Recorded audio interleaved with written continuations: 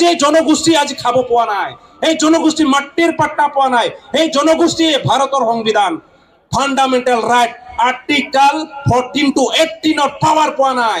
Where is the freedom to live,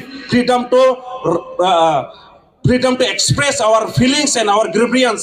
একো দিয়া নাই। তেতিয়াহ'লে অসম চৰকাৰ তথা বৰ্তমানৰ বিজেপি চৰকাৰ কি কথা ক'লে?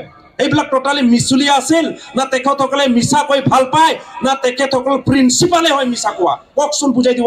এটোৰ কাৰণে সন্মানীয় হেমন্ত বিশ্ব শৰ্মা ডাঙৰে ক'ব খোজো, আপুনি কাষ্ট চাৰ্টিফিকেটো ক্লিয়াৰ নকৰিলে, মাটিৰ পাট্টাও নিদিলে, এছটিও দিয়া নাই, তাৰপিছত আমি আপোনাক কি কম কওক?